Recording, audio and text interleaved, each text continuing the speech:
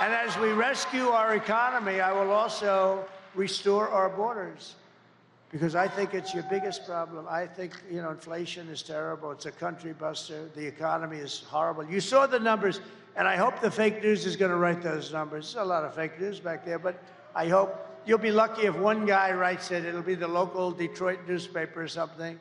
They don't write those numbers because they want to try and get her elected. Why? I don't know.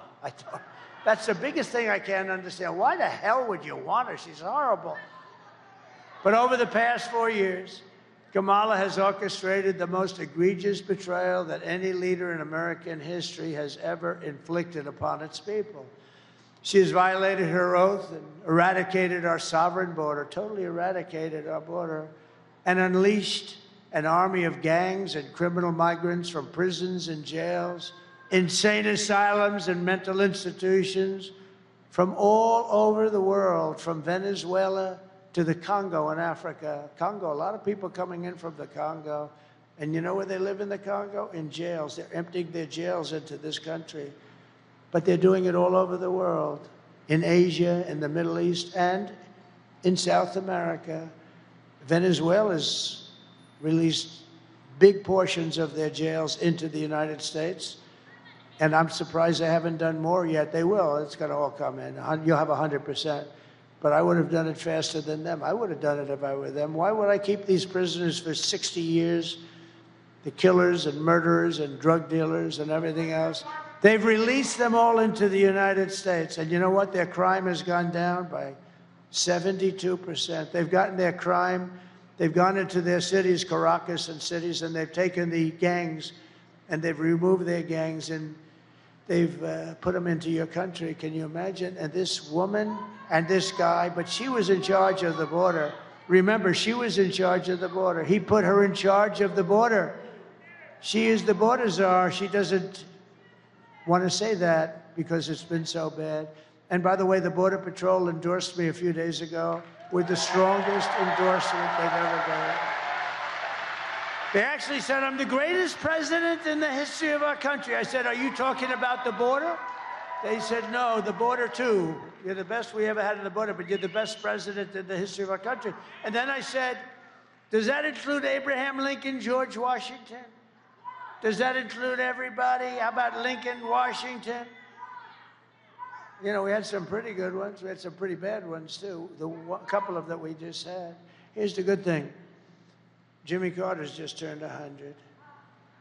He's going to be a happy man. He's so thrilled because his administration looks totally brilliant compared to the Biden-Kamala administration.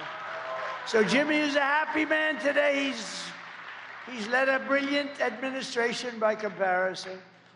Today I want to hear, and I want you to hear from a mother just made 2 days ago who suffered gravely because her daughter was killed by an illegal migrant that would have never come in under the Trump policy. And she said that would have never come in. We have open borders. These killers are coming in at levels that nobody's ever seen. Please watch.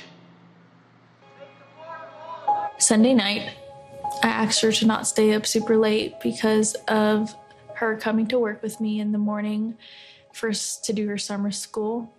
She said, okay. I told her good night and I love you. I went to bed, not realizing that that was going to be the last time I saw her. We're best friends. Yeah. We're going to shake it again. I woke up to notice she wasn't in her bed. I'm in my heart trying not to lose my mind because I don't know where she is.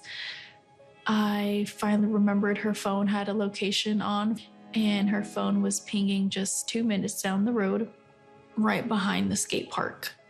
I start driving to the direction the phone was being pinged at and I see a couple cop cars with lights on. I see yellow tape. And immediately my heart drops and sinks to the bottom of my stomach. My daughter's hands and ankles were both bound. She was strangled to death, left with no pants. And I know in my heart She fought incredibly hard. She was not going down without a fight. We begin with two men we're learning are charged with capital murder tonight, accused of killing a 12-year-old girl. Police say these men strangled her before dumping her into that creek. Both men were in the country illegally. Apprehended, then released by Border Patrol less than 3 weeks before Jocelyn's death. The men accused of killing Jocelyn Nungaray are affiliated with the gang known for brutal violence. Kamala Harris was in charge of immigration in our borders. If we had better border policies and not open borders and not these catch and release policies, I truly believe this all could have been prevented. Under her being vice president of this country, my daughter's life was ripped away from her. She had her entire life ahead of her. Happy birthday, dear Jocelyn. My daughter is 6 feet in the ground based off of policies that she allowed to keep. Kamala Harris did have one job, and she not only failed, not me, she failed my daughter. She failed Jocelyn. You know, she was only 12. President Trump reached out, gave me his sincerest condolences as not a former president, but just as a father, someone who cares. I believe Donald Trump needs to be back in office. I can at least know that my next child will be safe in this country.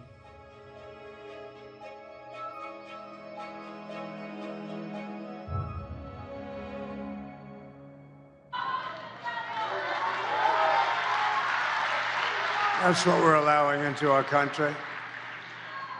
The day I take the oath of office, the migrant invasion ends and the restoration of our country begins.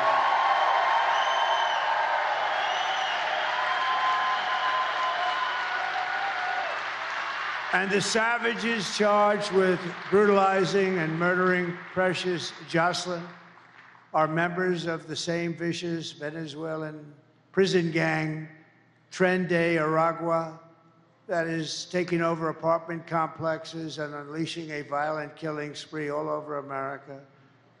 You probably read in Aurora, Colorado, and I think Colorado's got to vote for Trump because what's happening in Colorado is unbelievable. They're taking over the state. The radical left governor has no idea what to do. The United States is now an occupied country, but it will soon be an occupied country no longer.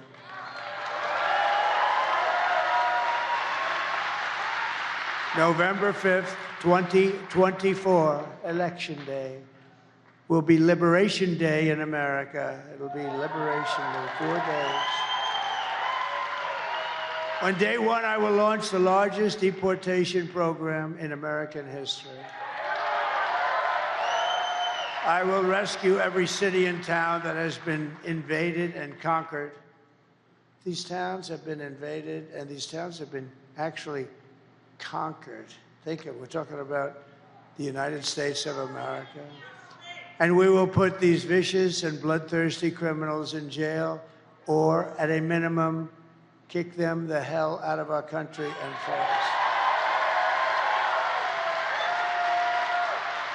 To expedite removals of Tren de Aragua and other savage gangs like MS-13, I will invoke the Alien Enemies Act of 1798.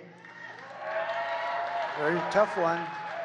To target and dismantle every migrant criminal network operating on American soil.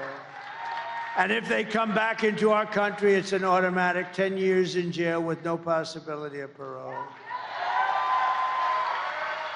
And I'm hereby calling, today I am calling for the death penalty for any migrant that kills an American citizen or a law enforcement officer.